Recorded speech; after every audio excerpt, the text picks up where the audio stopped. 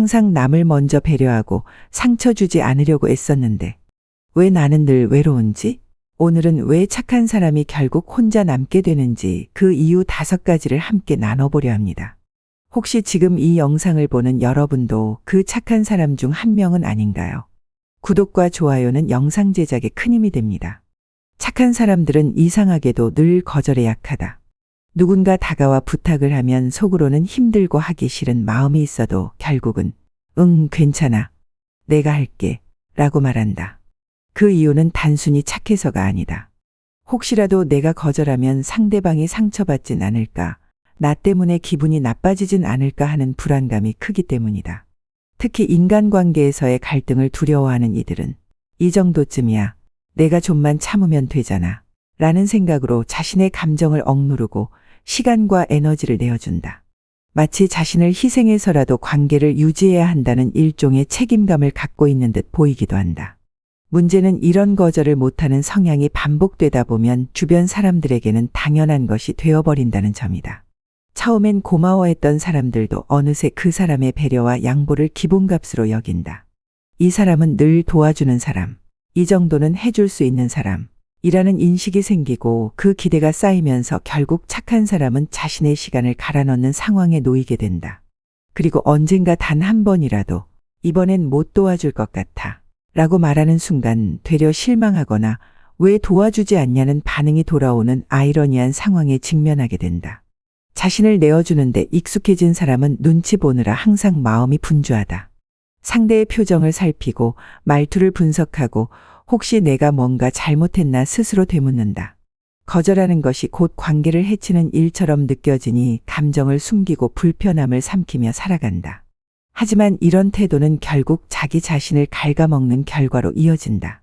누군가는 편하고 쉽게 도움을 얻어가지만 정작 착한 사람은 자신이 지쳐 있다는 사실조차 깨닫지 못한 채 외로움과 피로에 갇히게 되는 것이다. 더 큰 문제는 이렇게 늘 손해를 감수하며 살아가다 보면 점점 자신을 존중하지 않게 된다는 점이다. 나는 이 정도쯤은 당연히 감수해야 하는 사람, 이라는 인식이 내면화되면 다른 사람들도 자연스럽게 그를 그렇게 대한다. 본인의 한계를 말하지 않고 자신의 감정을 표현하지 않는 사람을 진심으로 존중하기란 어렵기 때문이다. 오히려 그 착함이 이용하기 좋은 성격으로 오해될 위험도 있다. 그래서 착한 사람이 혼자 남게 되는 것이다. 단순히 좋은 사람이라는 이유만으로 누군가의 곁에 오래 머물 수는 없다. 착함이 불편함을 감추는 수단이 되고 거절하지 못하는 습관이 관계의 균형을 무너뜨리는 순간 상대방은 그 사람을 진심으로 대하지 않게 된다. 결국 남는 건 왜 나는 항상 이렇게까지 해야 하지? 라는 씁쓸한 자문과 그럼에도 또 누군가의 부탁에 흔들리는 나 자신뿐이다. 거절은 이기적인 행동이 아니다. 오히려 자신을 지키고 진정성 있는 관계를 만들어가는데 꼭 필요한 건강한 선택이다. 모든 부탁을 들어주지 않아도 모든 사람에게 좋은 사람일 필요는 없다. 진짜 좋은 사람은 남에게도 친절하지만 자기 자신에게도 친절한 사람이다. 그러니 지금 이 순간부터 괜찮은 척이 아닌 진짜 괜찮은 나를 만들어가는 연습이 필요하다. 작은 거절부터 시작해보자. 그리고 그 거절이 오히려 관계를 더 건강하게 만든다는 것을 믿어보자. 착한 사람이 혼자 남지 않기 위해선 먼저 나를 지키는 용기부터 갖는 것이 중요하다. 착한 사람들의 특징 중 하나는 늘 남을 먼저 생각한다는 점이다. 누군가 힘들어하면 본능적으로 돕고 싶어지고 주변 사람이 기분이 안 좋아 보이면 어떻게든 웃게 만들려고 애쓴다. 좋은 마음이고 따뜻한 성품이지만 그 과정에서 자기도 모르게 한 가지를 계속 놓치고 만다. 바로 자기 자신이다. 자신보다 타인을 먼저 챙기는 태도는 겉보기에 성숙하고 배려심 깊어 보일 수 있다. 하지만 그게 반복될수록 나는 점점 우선순위에서 밀려나고 결국 삶 전체에서 가장 뒤편에 서 있는 존재가 되어버린다. 하루의 에너지 대부분은 남을 위해 쓰이고 정작 자신의 감정, 필요, 바람은 뒷전으로 밀려난다. 시간이 지나면 어느 순간 깨닫는다. 내가 뭘 좋아했는지, 지금 뭘 원하는지조차 생각하지 않고 살아왔다는 걸. 남의 문제를 해결해 주느라 정작 자신의 문제는 외면한 채 살아가는 사람들은 겉으론 괜찮아 보일 수 있다. 도와주는 걸 좋아하고 늘 밝게 웃으며 사람들과 어울리기 때문이다. 하지만 속마음은 자주 허전하고 묘한 외로움에 휩싸인다. 그 이유는 단순하다. 아무도 나를 들여다보지 않기 때문이다. 아니, 정확히 말하면 나 자신조차 나를 돌보지 않기 때문이다. 어느 순간부터 사람들은 그 착한 사람을 도와주는 사람, 챙겨주는 사람으로만 인식하기 시작한다. 그가 힘들다고 말하면, 에이, 넌 잘하잖아. 라는 반응이 돌아오고 도움을 요청하면, 이번만 좀 부탁할게. 라는 말이 당연하듯 들려온다. 이렇게 되면 착한 사람은 점점 사람들에게 소모되는 존재가 되어간다. 항상 곁에 있지만 그 존재감은 점점 흐릿해지고 감정은 점점 무뎌진다. 이렇게 본인을 후순위로 둔 삶은 시간이 갈수록 자존감에도 타격을 준다. 내가 중요하지 않다는 생각이 마음 깊숙이 자리 잡기 시작하면 자연스럽게 타인의 평가에 휘둘리게 되고 누군가에게 인정받지 않으면 불안해진다. 결국 자신을 돌보지 않은 대가로 외적인 안정감마저 흔들리게 된다. 가장 가까운 관계에서조차 진짜 나의 감정을 표현하기 어렵고 나를 있는 그대로 받아줄 사람을 믿지 못하게 되는 것이다. 자기 자신을 늘 뒤에 두는 삶은 겉으로는 관계를 위한 희생처럼 보일 수 있지만 실제로는 자신을 잃어가는 과정일 수 있다. 타인을 위해 좋은 사람이 되고자 했지만 그 과정에서 나는 누구인가라는 질문 앞에서 멈춰버리는 것이다. 그리고 이 상황이 반복되면 사람들 사이에 있어도 외롭고 도움을 주면서도 공허한 삶을 살아가게 된다. 그래서 중요한 건 순서를 바꾸는 것이다. 내가 먼저 나를 챙기고 나의 감정을 우선하고 나를 소중히 여길 때 그 다음에야 진짜 건강한 관계가 만들어진다. 착한 사람이 혼자 남지 않으려면 먼저 자신의 삶의 중심에 자기 자신을 다시 세워야 한다. 나를 우선순위에 두는 것이 이기적인 게 아니라 오히려 더 오래 더 진심으로 남을 도울 수 있는 유일한 방법이다. 지금 이 순간에도 누군가를 위해 애쓰고 있는 당신. 그 마음은 너무 소중하지만 그만큼이나 당신 자신도 소중한 사람이라는 걸 잊지 않았으면 한다. 세상 모든 사람을 챙기기 전에 가장 먼저 챙겨야 할 사람은 바로 당신 자신이라는 사실을 기억해 주길 바란다. 관계에서 문제가 생겼을 때 먼저 내가 뭘 잘못했을까? 라고 생각하는 사람들이 있다. 누군가 갑자기 연락이 뜸해지거나 말투가 달라지면 그 변화의 원인을 자신에게서 찾는다. 혹시 내가 무심했나, 너무 예민했나, 혹은 말을 잘못했나 하고 마음속에서 스스로를 계속 추궁한다. 이런 식의 반응은 대체로 착한 사람들에게서 자주 보인다. 관계를 지키고 싶다는 마음이 너무 크기 때문에 문제가 생기면 자연스럽게 자신을 탓하고 책임지려는 것이다. 이런 사람들은 어떤 관계든 유지하는 걸 중요하게 여긴다. 친구든 연인이든 가족이든 틀어지는 것 자체를 두려워한다. 그래서 문제가 생기면 상대방의 잘못이 분명해도 쉽게 탓하지 못한다. 갈등을 피하고 싶어하고 불편한 기류를 빨리 풀고 싶어하기에 스스로를 낮추고 상황을 덮으려 한다. 결국 어떤 관계에서든 그 사람은 책임지는 사람이 된다. 하지만 모든 관계가 그렇듯 단 한 사람의 노력만으로는 오래 유지되기 어렵다. 관계는 언제나 두 사람이 함께 만들어가는 것이다. 서로 맞춰가고 충돌을 통해 더 단단해지는 게 건강한 관계의 본질이다. 그런데 착한 사람들은 그 충돌조차 피해간다. 불편한 상황이 생기면 그걸 꺼내기보다는 혼자 감당하려 하고 상대방의 감정까지 짊어지려 한다.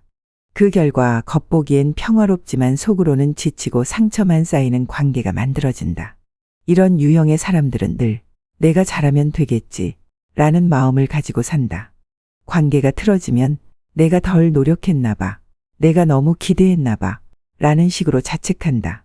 하지만 이런 태도는 결국 본인의 감정을 억누르게 만들고 상대방에게는 노력하지 않아도 되는 관계라는 신호를 준다. 한 사람이 계속 노력하면 다른 한 사람은 점점 더 무뎌지고 결국 균형은 무너지게 된다. 더 무서운 건 이런 관계가 반복되면 착한 사람의 내면의 나는 언제나 잘못하는 사람이라는 인식이 자리 잡기 시작한다는 점이다. 상대가 무례해도 연락을 일방적으로 끊어도 약속을 지키지 않아도 그래, 이해해야지 라고 스스로를 설득한다. 그 결과는 당연히 뻔하다.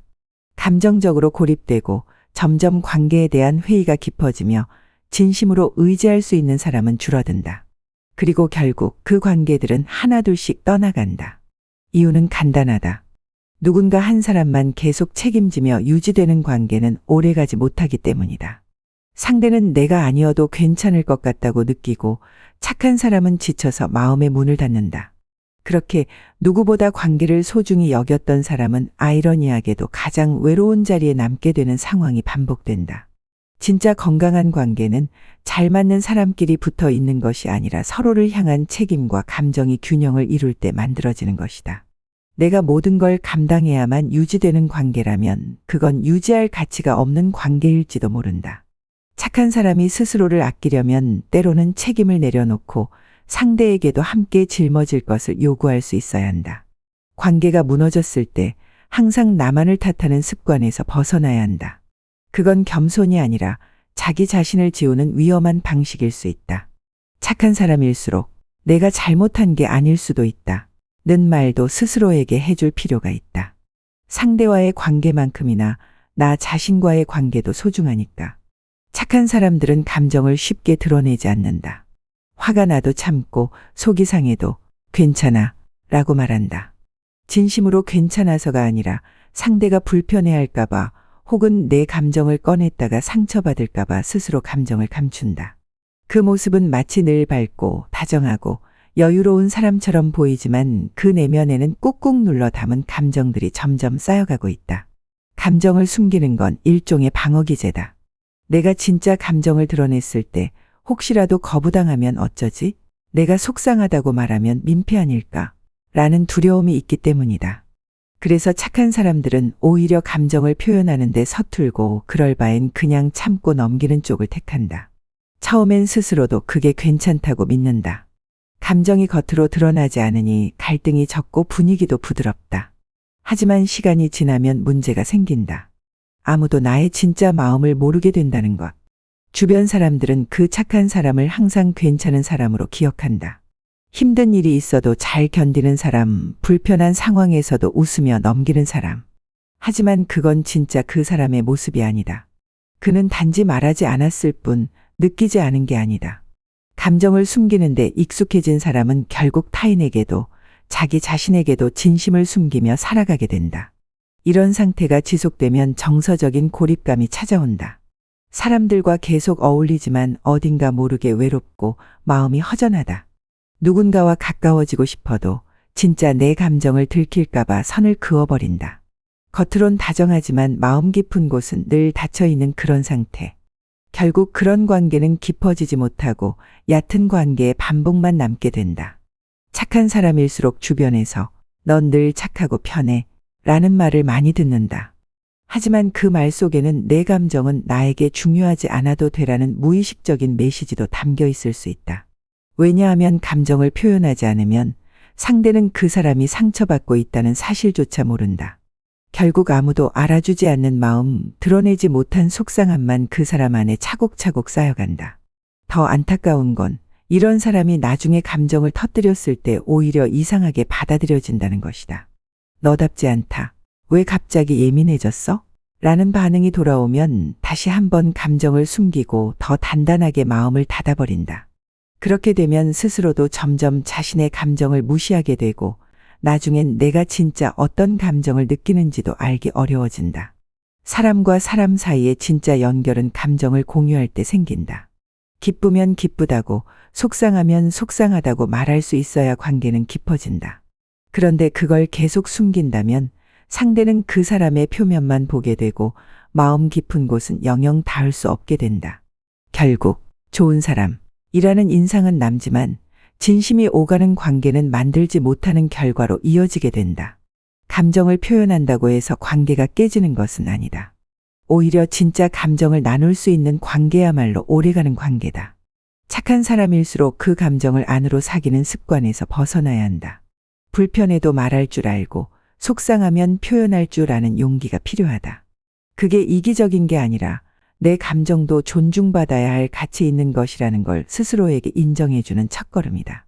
항상 괜찮은 척 하지 않아도 괜찮다. 내 감정을 표현하는 순간 진짜 나를 이해해주는 사람이 누구인지도 알게 된다. 감정을 숨기지 않아도 괜찮은 세상, 그건 결국 내가 먼저 내 마음을 소중히 여길 때 시작된다. 처음엔 누구에게나 착한 사람이 고맙다. 늘 웃어주고 도와주고 먼저 손 내밀어주는 사람. 그런 사람 옆에 있으면 마음이 편하고 위로받는 기분이 들기 때문이다. 그래서 처음에는 정말 좋은 사람이야. 너 같은 친구 드물어. 라는 말도 듣고 상대에게 긍정적인 반응을 많이 받는다. 하지만 그 착함이 오래 지속되면 이상하게도 그 고마움은 점점 기대치로 바뀌기 시작한다. 처음엔 고마워 라고 말하던 사람도 어느새부터인가 그 정도는 해주겠지 라는 태도로 변한다.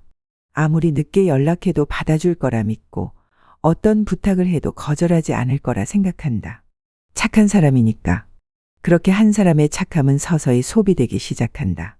그 사람의 진심, 노력, 배려는 더 이상 특별하지 않고 당연한 것이 되어버린다. 문제는 그 기대를 한 번이라도 어겼을 때 드러난다.